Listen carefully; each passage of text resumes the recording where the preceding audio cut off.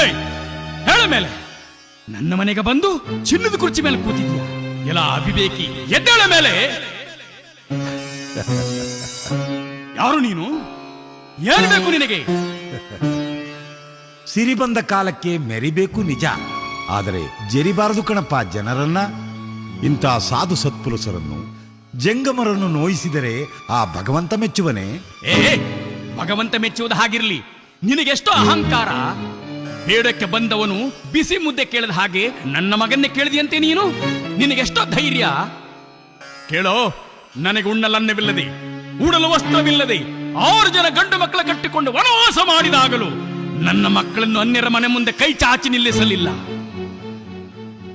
ನನ್ನ ಮಗ 790 ಕುಲುಮೆಗೆ ಒಡಿನಾಗಿ ಬಾಳ್ತಾನೆ ಅಂತ ಅವನು ಕರ್ಕೊಂಡು ಹೋಗಿ ನೀನೇನೋ ಭಾಗ್ಯ ಕೊಡ್ತೀಯೇ?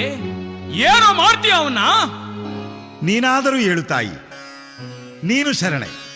ನನ್ನ ಶಿಶುಮಗನಾಗಲೆಂದೇ ಜನ್ಮವೆತ್ತಿರುವ ನಿನ್ನ ಮಗನನ್ನು ನಾನಾಗಿ ಕೊಡು ಎಂದು ಕೇಳಿದರೆ ಕೊಡಲಾರೆ ಎಂದು ನನ್ನ ಶಾಪಕ್ಕೆ ಗುರಿಯಾಗುವಿರಾ? ಮುಚ್ಚು ಬಾಯಿ. ನೀನ್ ಎಷ್ಟೇ ಶಾಪ ಹಾಕಿದ್ರು, ನೀನ್ ಕೊಟ್ಟಿರೋ ಭಾಗ್ಯನ ನೀನೇ ಕಿತ್ಕೊಂಡ್ರು ಸರಿ. ನನ್ನ ಹಟ್ಟಿ ಹಾಳಾಗಿ ಸಿರಿ ಸೀದ್ ಹೋದ್ರು, ನಾನು ಮಾತ್ರ ನನ್ನ ಮಗನನ್ನ ಕೊಡಲಾರೆ. ಕೇಳು ಮಗು, ನಿನ್ನ ಮಗ ನನ್ನ ಶಿಷ್ಯನಾದರೆ ಈ ಲೋಕವೇ ಅವನಿಗೆ ಕೈಯೆತ್ತಿ ಮುಗಿಯುತ್ತದೆ. ಅವನಿಗೆ ಗುರುಪೀಠ ಸಿಗುತ್ತದೆ. ಈ ಲೋಕದ ಮಾರಿ ಮಸಣಿಯರನ್ನೆಲ್ಲ ಕಟ್ಟಾಳುವ ಕಲಿಯುಗದ ದೇವರಾಗುತ್ತಾನೆ.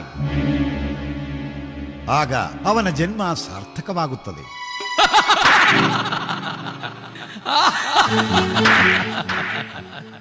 ಜನ್ಮ ಸಾರ್ಥಕ?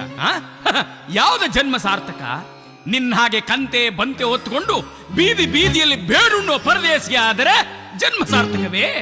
ನನ್ನ ಮಗನನ್ನು ಬೇಡುವ ಚಪಲವನ್ನು ಬಿಟ್ಟು ಮರ್ಯಾದಿಂದ ನನ್ನ ಮನೆಯನ್ನು ಬಿಟ್ಟು ಹೊರಟು ಹೋಗು. ನನ್ನ ಕೋಪ ಒಳ್ಳೆಯದಲ್ಲ. ಅಯ್ಯೋ, ಈ ಜಗತ್ತನ್ನೇ ಬೆಳಗುವ ಸೂರ್ಯನನ್ನು ಮೋಡಗಳಿಂದ ಮುಚ್ಚಿಡಲು ಸಾಧ್ಯವೇ? ಹಾಗೆಯೇ ಹೂವಿನ ಪರಿಮಳವನ್ನು ಯಾವುದರಿಂದ ಮುಚ್ಚಿಡಲು ಸಾಧ್ಯ? ಉರಿವ ಕೆಂಡದ ಜ್ವಾಲೆಯನ್ನು ಸೆರಗಿನಿಂದ ಕಟ್ಟಿಡಲು ಸಾಧ್ಯವೇ? ಹಾಗೆಯೇ ಲೋಕ ಕಲ್ಯಾಣಕ್ಕೆಂದೇ ಜನ್ಮವೆತ್ತಿರುವ ನಿನ್ನ ಮಗನನ್ನು ಹೇಗೆ ಕರೆಸಿಕೊಳ್ಳಬೇಕು ಎಂಬುದನ್ನು ನಾವು ಚೆನ್ನಾಗಿ ಬಲ್ಲೆವು. ನೋಡುತ್ತಿರು.